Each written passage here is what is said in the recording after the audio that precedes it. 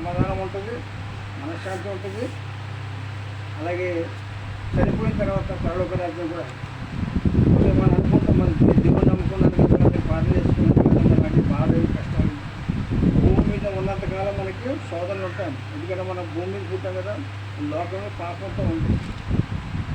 భూమి మీద డబ్బున్నవాడు కూడా అనారోగ్యం వస్తుంది, జబ్బులు రకరకాల జబ్బులు అన్నీ ఉంటాయి కదా, పిల్లలు కూడా. ఎందుకంటే ఈ రోగాలన్నీ ఎందుకు వస్తున్నాయి? పాపం ఫలితం. ఆదాము చేసిన పాపం వల్ల భూమి మీద జబ్బులు కానీ, రోగాలు కానీ, సమస్యలు కానీ, అలాగే మరణం కూడా ఎందుకు వస్తుంది? అసలు మనకి మరణం లేదు. ఆదాము వల్ల చేసిన పాపం అనేది మరణం అనేది లోకంలో ప్రవేశించింది.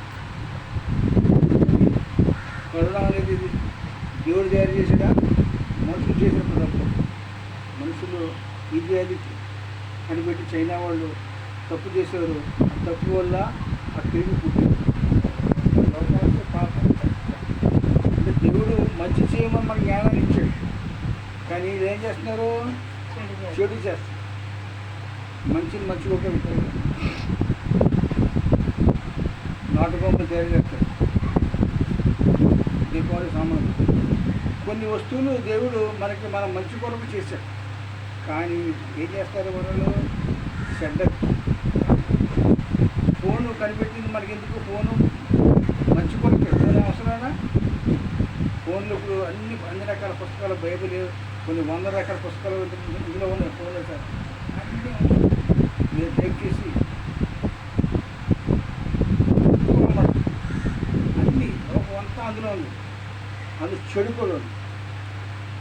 ప్రజలు చూస్తారో చెడు సినిమా. ఏ సినిమా కాదు, అలా చూస్తున్నారు. ట్రైన్లో ప్రయాణం చేస్తున్నారు. ఎవడు చూసినా ఇక్కడ చూస్తే అంతా కూడా మా ఊరికి ఉన్నారు, కానీ పక్కడితో మాట్లాడటం కానీ ఎవరి పని అన్ని చెడు. కేవలం దేవుడు మనల్ని మంచిగానే చేశాడు, కానీ ఏం చేశారంటే మనుషుల యొక్క చెడు స్వభావాన్ని బట్టి, పాప స్వభావాన్ని బట్టి ఏం చేశారో అన్ని వాళ్ళు పాడు చేస్తున్నారు. కనుక ఆయన ఏమంటారంటే, ఈ లోకంలో దేవుని ఎవరైతే ఆశ్రయిస్తారో, దేవుణ్ణి ఎవరైతే పూర్తిగా నమ్ముతారో వాళ్ళు ఏమన్నారన్నా, వేటకాని ఊరిలో నుండి ఆయన నిన్ను విడిపించును, నాశనకరమైన తెగులు రాకుండా నిన్ను రక్షించును, ఆయన తన రెక్కలతో నిన్ను కప్పును, ఆయన రెక్కల కింద నీకు ఆశ్రయించాడు.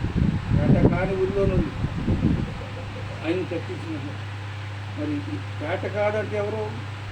ఏ వేటగాడు అంటే మన శోధించే మన శత్రువులు కావచ్చు, మనం వేధించే అనారోగ్యాలు కావచ్చు, రోగాలు కావచ్చు. ఆయన నమ్ముకున్నప్పుడు ఏం చేస్తాడంట? నాశనకరమైన తెగులు రాకుండా నేను రక్షించింది. నాశనకరమైన తెగులు అంటే ఏంటి? మన అందరికీ తెలిసి మనం వచ్చింది ఏంటి?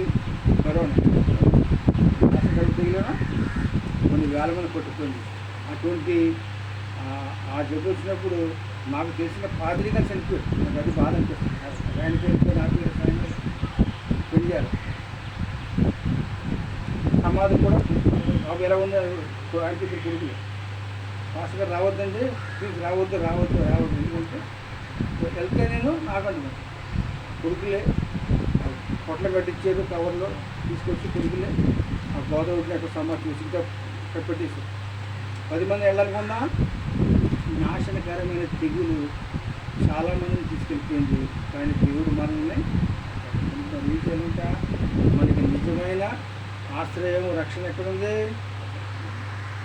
ఆయన దగ్గర ఉంది. కనుక మనం ఎవరిని ఆశ్రయించాలి? అలాగే రాత్రి వేళ కలుగు భయములకైనను, పగటి వేళ ఎగురు బాణములకైనను, చీకటిలో సంచరించే తెగులుకైనను, మధ్యాహ్నం మందు పాడు చీకు రోగములకైనా. రాత్రి చీకటి అన్నది. రాత్రి వేళ కలుగు భయం ఉంటుంది. ఏ భయం? రాత్రి వేళ భయం అయిన మనకి రాత్రుల్లో మనకి దొంగల భయం ఉంటుంది కదా. దొంగల భయం అనేది ఉంటుంది, శత్రువుల భయం ఉంటుంది. దొంగవాడు రాత్రుల్లో వస్తాడు. ఎందుకు?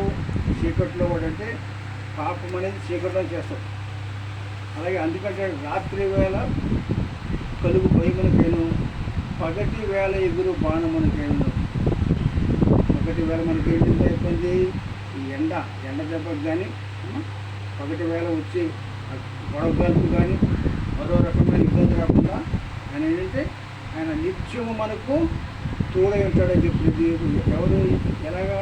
మహోన్నతుల చాటున నివసించేవాడే సర్వశక్తి దేవుడు. అంటే మహామహుడు మన దేవుడు, బలమైన దేవుడు, బలశాలి, ధైర్యవంతుడు, తండ్రి.